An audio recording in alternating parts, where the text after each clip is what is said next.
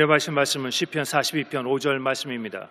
시편 42편 5절 말씀을 다 같이 봉독하겠습니다. 내 영혼아, 내가 어찌하여 낙심하며 어찌하여 내 속에서 불안해하는가? 너는 하나님께 소망을 두라. 그가 나타나 도우심으로 말미암아 내가 여전히 찬송하리로다. 아멘. 오늘날 세상이 매우 혼란스럽고 어수선합니다. 이럴 때일수록 우리는 마음을 잘 지켜야 하는 것입니다. 마음의 중심을 잡지 못하고 방향을 잃으면 마귀가 틈을 타서 도둑질하고 죽이고 멸망시키는 것입니다. 성경을 보면 위대한 선지자 엘리야도 마음의 중심을 잃고 방황할 때가 있었습니다. 그는 갈멜산에서 수백 명의 바알 선지자들을 심판하고 하나님께 기도하여 3년 6개월 동안 멈추었던 비를 내리게 했던 위대한 하나님의 종입니다. 그런 사람도 이세벨의 협박을 받고 두려움에 사로잡히자 즉시 광야로 도망가서 로뎀나무 아래 앉아서 죽기를 구했던 것입니다. 여러분, 두려움과 절망은 누구에게든지 다가올 수 있는 것입니다. 위대한 종 엘리야에게도 다가올 수 있고 여러분에게도 다가올 수 있습니다. 그러므로 우리는 무엇보다 자기가 마음을 잘 지켜야 합니다. 어떻게 하면 그렇게 할 수 있을까요? 오늘 읽은 성경을 보면 시편 기자는 마음이 낙심되고 불안할 때 하나님께 소망을 두라고 말합니다. 시편이 42편 5절에 내 영혼아, 내가 어찌하여 낙심하며 어찌하여 내 속에서 불안해하는가?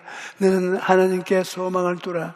그가 나타나 도우심으로 말미암아 내가 여전히 찬송하리로라고 말하고 있는 것입니다.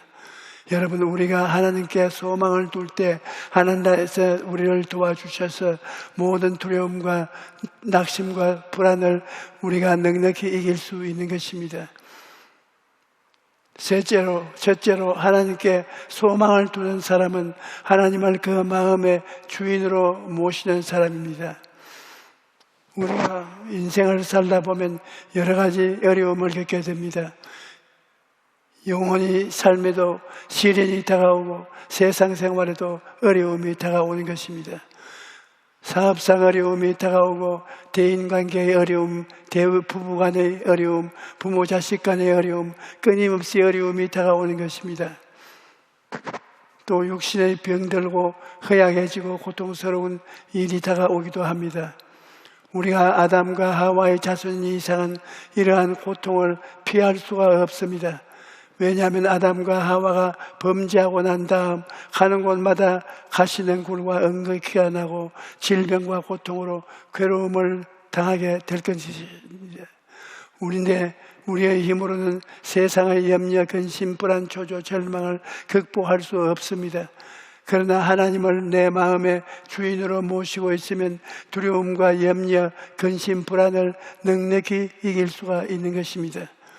시편 91편 1절로 2절에 지존자의 은밀한 곳에 거주하며 전능자의 그늘 아래 사는 자여, 나는 야훼를 향하여 말하기를 그는 나의 피난처요 나의 요새요 내가 의리하는 하나님이라 하리니라고 기록합니다.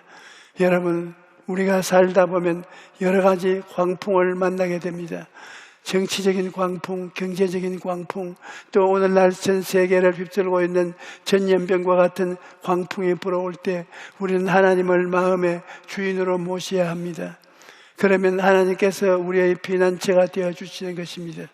우리는 마음으로 광풍을 막아주시는 피난처가 되시는 하나님을 생각하고 바라보며 그런 기적이 일어날 것을 마음에 믿어야 합니다. 그리고 그 다음에 그것을 입술로 고백해야 합니다. 그러면 정말로 놀라운 일이 일어나는 것입니다. 또 시편 91편 3절로 6절은 이는 그가 너를 새 사냥꾼의 올무에서와 심한 전염병에서 건지실 것이미로다. 그가 너를 그의 깃으로 덮으시리니 내가 그의 날개 아래 피하리로다. 그의 진실함은 방패와 손방패가 되시나니 너는 밤에 찾아오는 공포와 낮에 날아드는 화살과 어두울 때 퍼지는 전염병과 밝을 때 닥쳐오는 재앙을 두려워하지 아니하리로다라고 기록합니다. 하나님은 우리의 마음의 주인으로 모시면 낮에 날아드는 화살과 밤에 퍼지는 전염병도 우리를 해하지 못할 것입니다. 여러분, 요즘같이 어려운 때에 하나님이 우리와 함께 계신다는 것은 우리에게 굉장한 위로와 도움과 힘이 되는 것입니다. 하나님이 우리를 사랑하셔서 예수 그리스도를 통해서 베푸신 은혜를 깨달아 알면 우리는 어떠한 형편에서도 위로와 힘을 얻고 희망을 가질 수가 있는 것입니다. 하나님께서는 예수님을 통해서 우리를 구원하시기 위해 최선을 다하셨습니다. 우리의 죄와 불의, 질병과 저주와 죽음을 죄 없으신 예수께서 대신 짊어지고 십자가에 다 청산하셨습니다. 그러므로 여러분은 이제 죄에서 자유를 얻고 허물에서 해방을 얻고 질병에서 고침을 얻고 저주에서 벗어나 축복을 얻고 죽음에서 벗어나 영생을 얻게 된 것입니다. 그러므로 우리는 하나님을 마음에 모시고 하나님의 사랑과 도우심을 믿고 담대하게 나가야 하는 것입니다. 둘째로, 하나님께 소망을 두는 사람은 환경을 바라보지 않고 하나님의 말씀 위에 굳게 서는 사람입니다. 우리가 하나님께 소망을 두고 살아야 하는데 하나님은 눈에 안 보이고, 그러나 하나님과 예수님과 성령님은 말씀과 일치가 되어 있기 때문에 말씀을 통해서 하나님과 예수님과 성령님께서 역사하시는 것입니다. 그러므로 여러분의 마음속에 말씀을 간직하고 그 말씀으로 환경을 대항해야 되는 것입니다. 야고보서 4장 7절에 그런즉 너희는 하나님께 복종할지어다 마귀를 대적하라 그리하면 너희를 피하리라고 한 것입니다. 그러므로 죄의 유혹이 오면 말씀으로 죄의 유혹을 대적해야 되고, 병이 오면 병을 대적해야 되고, 귀신이 오면 귀신을 대적해야 되고, 사업상 어려움이 오면 말씀 위에 서서 기도하고 믿음으로 대적해야 되고, 죽음이 세례까지 대적해야 되는 것입니다. 그러므로 여러분, 하나님의 말씀을 마음속에 많이 외워놓는 것이 얼마나 좋은지 모릅니다. 저는 매일같이 잠들기 전에 시편 23편을 외우고 아침에 깨어나면 제일 먼저 시편 23편을 외웁니다. 말씀을 외우고 믿으면 성령께서 마음속에 역사하시는 것입니다. 야훼는 나의 목자시니 내게 부족함이 없으리로다. 그가 나를 푸른 풀밭에 놓이시며 쉴만한 물가로 인도하시는도다. 내 영혼을 소생시키시고 자기 이름을 위하여 의의 길로 인도하시는도다. 내가 사망의 음침한 골짜기로 다닐지라도 해를 두려워하지 아니할 것은 주께서 나와 함께 하심이라. 주의 지팡이와 막대기가 나를 안위하시나이다. 주께서 내 원수의 목전에서 내게 상을 차려주시고 기름을 내 머리에 부으셨으니 내 잔이 넘치나이다. 내 평생의 선하심과 인자하심이 반드시 나를 따르니 내가 야훼의 집에 영원히 살리로다. 이 말씀을 하고 나면 나는 부족함이 없다. 주의 선하심과 인자하심이 나를 따른다. 이 말씀 속에 있는 놀라운 힘이 나의 마음을 사로잡아 주는 것입니다. 그 다음에 요한 3서 1장 2절 사랑하는 자여 내 영혼이 잘됨같이 내가 범사에 잘되고 강건하기를 내가 간구하노라.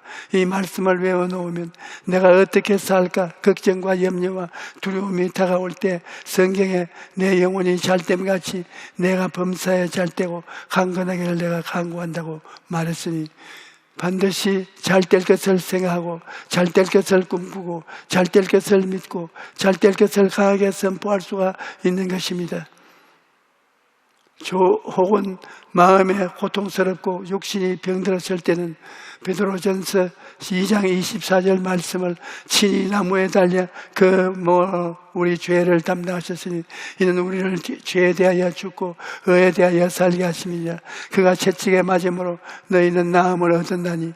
이 말씀 위에 굳게 서서 나음을 받은 것을 생각하고 나음을 받은 것을 내 모습을 사진처럼 바라보고 믿고 그리고 강하게 말해야 하는 것입니다. 그가 채찍에 맞음으로 나는 나았다.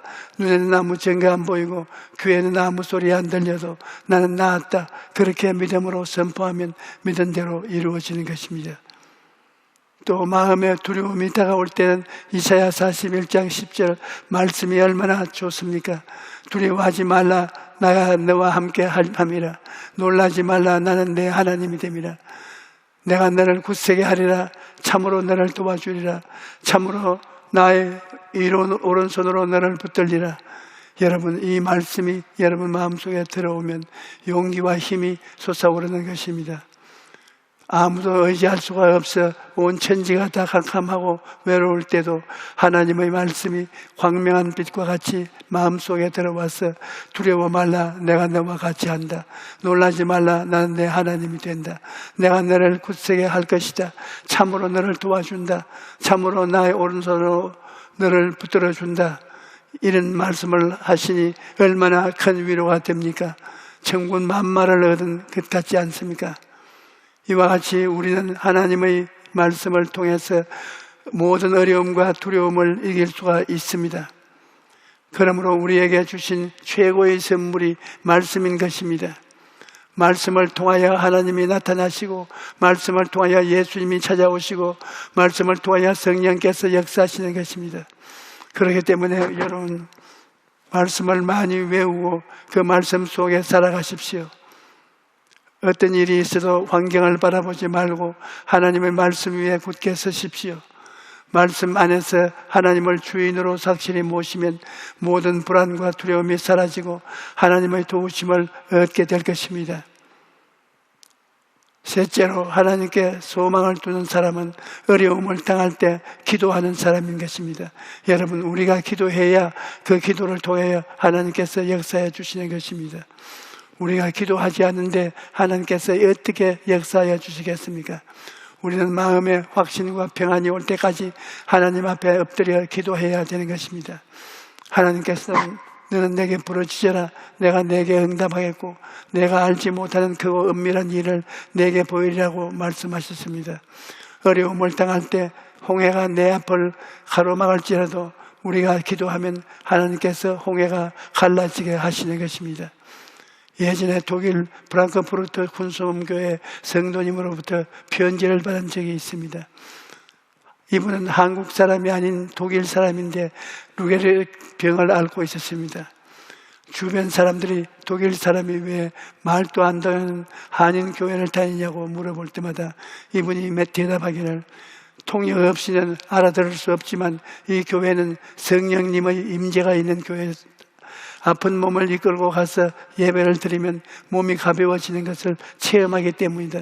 그렇게 말했다는 것입니다. 그런데 이분이 간증이 감동스러운 것은 이분은 루게릭병 때문에 잘 움직이지 못하지만 하나님께 기도함으로써 날마다 기적을 체험하고 있다고 간증한 것입니다. 기도하니까 하나님께서 건강한 자녀들을 출산하게 해주시고, 기도하니까 하나님께서 듣는 자를 보내셔서 자녀들을 키울 수 있게 해주시고, 기도하니까 불신자인 친정아버지가 예수님을 믿고 이분의 간증에 새집까지 마련해 준 것입니다. 그래서 자기는 몸이 불편해서 아무것도 할 수 없지만 기도하면 주님께서 모든 것을 해주신다고 간증한 것입니다. 그리고 오중보험과 삼중축복의 말씀이 자신의 삶을 변화시키고 너무나 큰 힘이 되었다고 저에게 감사한 전해왔습니다. 여러분, 기도는 이와 같이 위대한 힘을 가지고 있는 것입니다. 몸이 연약해서 움직이기 힘든 사람도 기도를 통해서 많은 일을 할 수 있을 것입니다. 중국 선교사 허선 테일러도 건강에 좋지 않아서 병상에 있을 때 하나님께 기도만 했는데 자기가 건강할 때도 하지 못하는 일까지 하나님께서 다 이루어 주셨다고 간증한 것입니다. 여러분, 우리 인간은 연약해서 할 수 없는 일이 참 많습니다. 그러나 전능하신 하나님께는 불가능이 없는 것입니다. 그러므로 어려움을 당하실 때 낙심하거나 두려워하지 말고 하나님께 나아가서 기도하십시오. 사람들을 대개 곧 시련을 당할 때 다 끝났다고 말합니다. 하지만 하나님께 소망을 두는 사람은 그렇게 말해서는 안 됩니다. 다 끝났다가 아니라 아직 늦지 않았다라고 말해야 합니다. 왜냐하면 우리에게 아직 기도가 남아있기 때문인 것입니다. 여러분, 하나님은 우리는 언제나 우리에게 아직 늦지 않았다라고 말씀하십니다. 우리가 기도하면 하나님께서 역사하셔서 문제를 해결하시고 길을 열어주시는 것입니다. 그런데 오늘날 많은 사람들이 몇 번이고 기도하다가 포기하고 마는 것을 봅니다. 그러나 여러분, 기도는 영적인 전쟁입니다. 전쟁이란 그렇게 쉽게 끝나지 않아요. 싱겁게 시작해서 싱겁게 끝나는 전쟁은 없습니다. 생사를 걸어놓고 투쟁이 바로 전쟁인 것입니다. 우리가 하나님께 나아가는 길은 막고 있는 마귀와 악령들과 한판 싸움을 하는 것이 우리의 기도인 것입니다. 그 때문에 기도에는 인내가 필요합니다. 엘리야는 기도로 비를 내리게 했던 이스라엘의 위대한 선지자입니다. 그런데 그가 한 번 기도해서 비가 내린 것이 아닙니다. 엘리야는 한 번 기도해서 응답이 없자 2번 기도했습니다. 2번 기도하자 응답이 없자 3번 기도했습니다. 그렇게 7번을 간절히 기도했을 때에야 멀리서 손바닥만한 구름이 보이기 시작하니 마침내 비가 쏟아지기 시작한 것입니다. 저는 제목 기도를 할 때면 새벽에 그 제목을 가지고 간절히 기도합니다. 그리고 점심이 되면 또 그 제목을 놓고 기도하고 잠자리에 들어가기 전에도 그 제목을 놓고 기도합니다. 이와 같이 간절한 마음으로 끝까지 기도할 때 기적이 나타나는 것입니다. 이러므로 여러분, 마음에 간절한 소원을 가졌으면 마음속에 평안이 다가올 때까지 끝까지 부르짖어야 되는 것입니다. 출애굽기 17장을 보면 여호수아가 군대를 이끌고 나가서 아말렉과 싸워서 크게 이겼는데 성경을 보면 그 승리는 모세의 끈질긴 기도 때문이었다고 말합니다. 출애굽기 17장 10절로 12절에 여호수아가 모세의 말대로 행하여 아말렉과 싸우고 모세와 아론과 훌은 산꼭대기에 올라가서 모세가 손을 들면 이스라엘이 이기고 모세가 손을 내리면 아말렉이 이기더니 모세의 팔이 피곤해서 그들이 돌을 가져다가 모세의 아래에 놓아 그가 그 위에 앉게 하고 아론과 훌이 한 사람은 이쪽에서 한 사람은 저쪽에서 모세의 손을 붙들어 올렸더니 그 손이 해가 치도록 내려오지 아니하였느냐고 기록되어 있습니다. 전쟁에 이기느냐 지느냐가 그 전쟁터에 있는 것이 아니라 그 전쟁의 배후에서 하늘을 향하여 부르짖는 기도가 승패를 결정지었던 것입니다. 그런데 만약 모세가 중간에 기도를 포기했더라면 전쟁에서 이기지 못했을 것입니다. 도중에 포기하지 않고 끝까지 기도했기 때문에 마침내 승리를 가져올 수 있었던 것입니다. 오늘날 또 우리는 모든 일에 있어서 기도를 싸워야 합니다. 요사이 전국 교회가 여러 가지로 어려운 상황에 놓여 있습니다. 이를 한때 모세와 아론과 홀이 전쟁에서 싸우는 여호수아와 백성들을 위해 기도한 것처럼 오늘날 우리의 종과 재직들은 성도들을 위해 간절히 기도해야 할 것입니다. 그러면 그 기도를 통해서 하나님께서 성도들에게 지혜를 주시고 총명을 주시고 능력을 주시고 권세를 주시고 힘을 주셔서 성도들이 이 세상에서 나가 원수와 마귀와 싸워서 승리할 수 있는 힘을 주는 것입니다. 또 성도들도 각자의 자리에서 기도해야 될 것입니다. 매일 아침 주께서 나와서 부르시려면 그날 전쟁터에 나가서 생존 경쟁의 투쟁을 할 때 하나님께서 힘을 주셔서 승리할 수 있게 되는 것입니다. 여러분, 인생의 승패는 인간의 능력에 있지 않고 하나님의 도우심에 있다는 것을 분명히 알아야 합니다. 주님께서 문을 열어놓으시면 닫을 자가 없고 주님께서 문을 닫아놓으시면 열 자가 없습니다. 주님께서 높이시면 낮을 자가 없고 주님께서 낮추시면 높일 자가 없는 것입니다. 그러므로 사랑하는 성도 여러분, 어떠한 형편에 있든지 낙심하지 말고 기도하십시오. 우리가 하나님께 간절히 부르짖어 기도하면 상상을 초월한 하나님의 능력과 은혜가 여러분의 삶에 나타나게 될 것입니다. 기도하는 개인, 기도하는 가정, 기도하는 나라는 결코 망하지 않습니다. 기도하는 하나님이 우리에게 주신 위대한 특권입니다. 그러므로 오늘 이 시간부터 마음을 가다듬어 열심히 뜨겁게 쉬지 않고 기도하게 되시기를 주님의 이름으로 축원합니다. 여러분, 지금 전염병이 온 세계를 휩싸서도 여기에 사람이 이기지 못하는 것은 기도로서 이길 수가 있습니다. 그러므로 우리는 서로 도와서 기도해서 내일 모레 결핍 얼마 안 가서 이 병을 다 정복할 수 있습니다. 그러므로 낙심하지 말고 우리는 기도해야 됩니다. 할렐루야.